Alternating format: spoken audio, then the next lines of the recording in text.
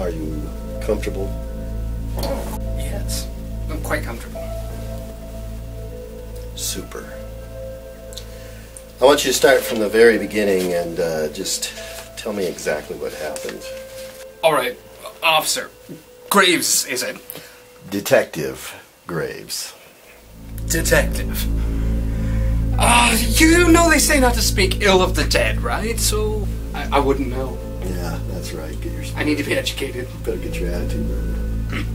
Get your foot back. After all, it was a dog's death he died. But I don't blame Toby Dammit for his problems. Really? Okay, go on. No, in fact, it was his mother's fault entirely. You're saying his mother cut off his head? Well, of course not. Don't be ridiculous. Not in the slightest. She tried to discipline him as a boy. She smacked him around with fervor. And, as you're well aware, babies, like tough steaks, or the modern Greek olive tree, are invariably better for the beating. But the poor woman had the misfortune of being left-handed. So, that's the crux of Dammit's problems. The world revolves from right to left. So it wouldn't do to smack a baby from left to right. If each blow in the proper direction knocks a percentage of evil propensity out of the child, then it follows that every blow in the opposite direction knocks a quota of wickedness in. Okay. I can see you're not taking this seriously. Oh, but I am, Officer Graves. Detective Graves. Detective. I submit to you that to truly know Toby Dammit's demise, you must first understand the man, his vices. Most importantly, his bets. His bets. Alright, funny man. You've got my attention. Until lunch. Alright, we're talking about a man who at 7 months old was catching and kissing all the little girl babies that he could find. By his first birthday, he insisted upon wearing mustaches. He swore like a sailor, and he made ridiculous claims, which he backed up with bets. alright, I'm out. Well, that's not to say he didn't bet anything substantial. He was destitute after all. And I'm comfortable saying he would rather lay eggs than be parted with any of his money. No, to him it was simply a way to show others his clout. I'll bet you what you dare. I'll bet you a trifle. But more significantly, Dammit's favorite, I'll bet the devil my head. Alright, where are we going with this? Perhaps it was because it involved the least amount of risk. If anyone would have asked, his head was small. So, the loss was small as well. But these are my own reflections, and I am no means sure I'm right in attributing them to him. Either way, his usage of the phrase grew daily, notwithstanding the impropriety of a man betting his brains like banknotes.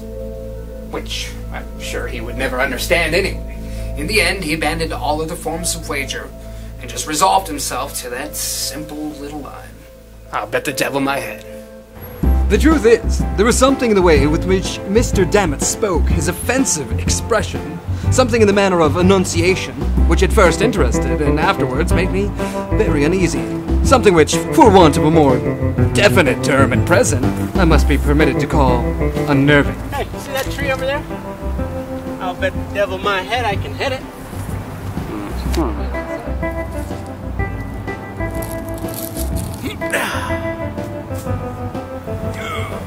It was then I decided I must break him of the habit. As such, I gathered all of my energies for the attempt. Dammit, you can't do this anymore. What? This whole betting the devil your head thing, it's improper at least, and asking for trouble at worst. You should be better than this, damn it. Look, I'm your friend, and you know I have your best interests in mind, so please, try to refrain from that particular epithet.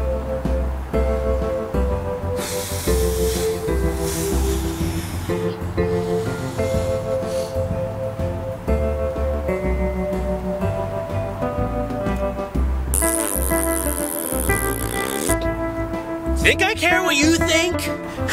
My little baby, damn it! You're trying to insult me? My character? Heck, does your mother even know you're out here? I'll bet the devil my head she doesn't.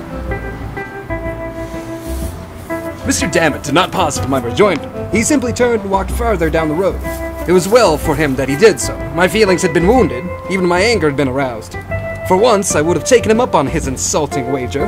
I would have won for the arch-enemy, Mr. Dammit's little head. For the fact is, my mama was very well aware of my merely temporary absence from home. I wonder now if I might have unintentionally brought on what was about to transpire. Wounded though I was, I followed him. I was his friend after all. At length, we arrived at a river with a train bridge. Damn it! I don't think we're supposed to be on this bridge.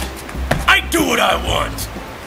Well, I don't. I'm finding another way. Whoa, whoa, whoa, whoa, whoa, whoa. This river is tiny, teeny tiny. I bet I could clear it in one leap. You most certainly cannot, damn it. My friend Carlisle's the best long jumper I know, and he couldn't make it. So why can you? Oh, it's on now. You really think that I can't make that minuscule jump? I think it's preposterous, and you're just a loudmouth braggart. Fine. I'll bet the devil my head I can do it.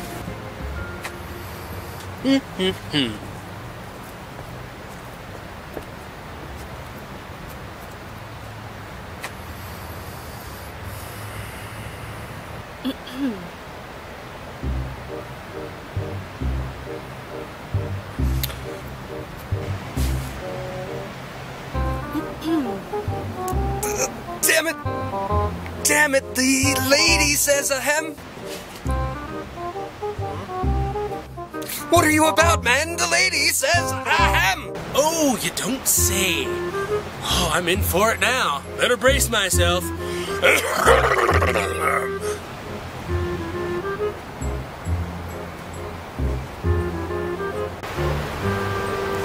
I'm sure you will win it, damn it. But we are obliged to have a trial, you know, for mere form.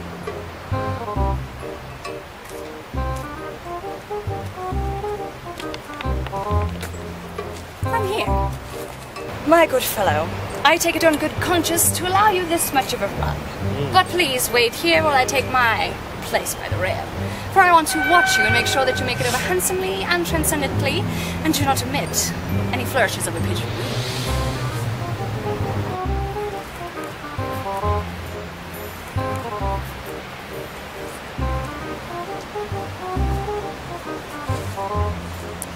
It's a mere form thing, you know.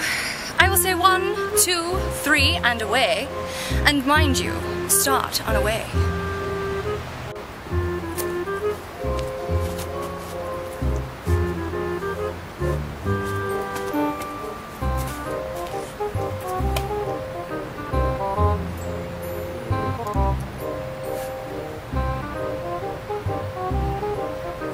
This is ridiculous. He'll never make it.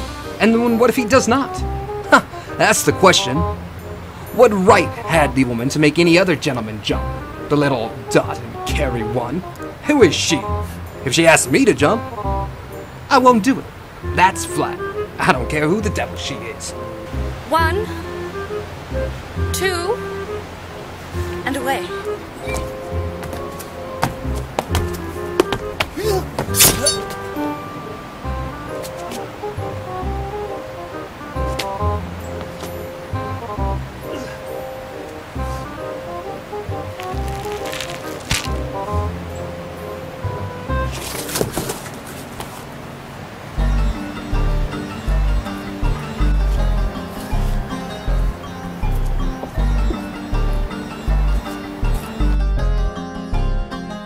He didn't make it.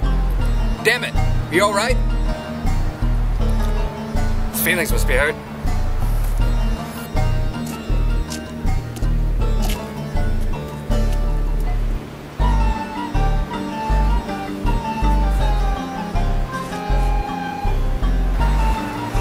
I guess that can be termed a serious injury.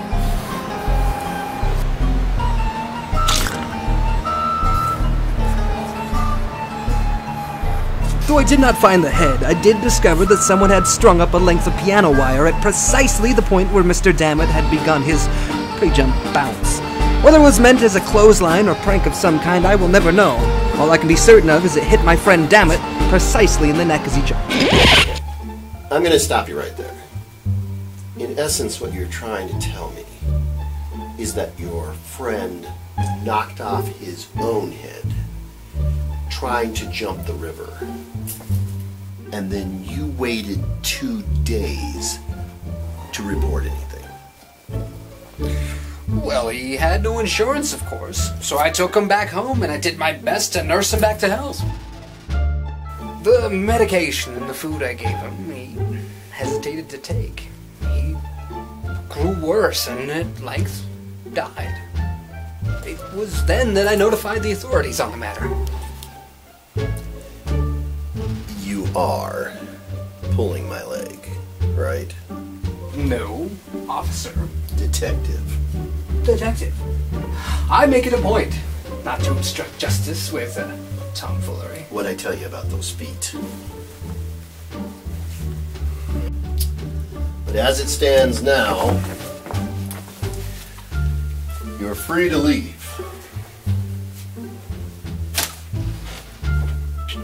Unless you have any questions for me.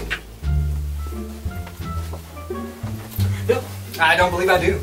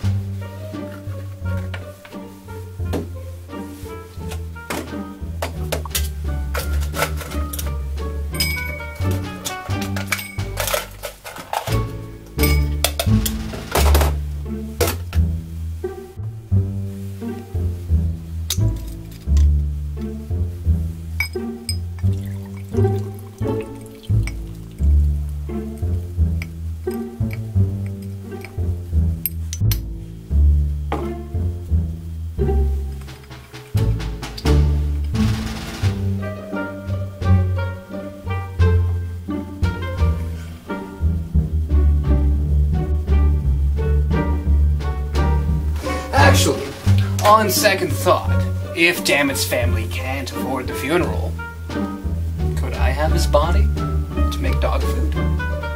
Get out.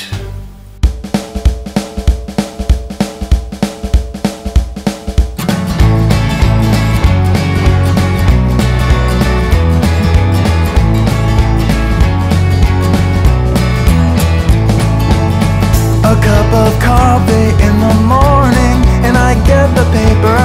I check the headlines and decide that I am bored. I check my email and I decide to answer later. Another cup of coffee and I drag myself to work. My life is grounded in a firm routine of coffee, sleep, and work. I am not boring, I just stick to what I know.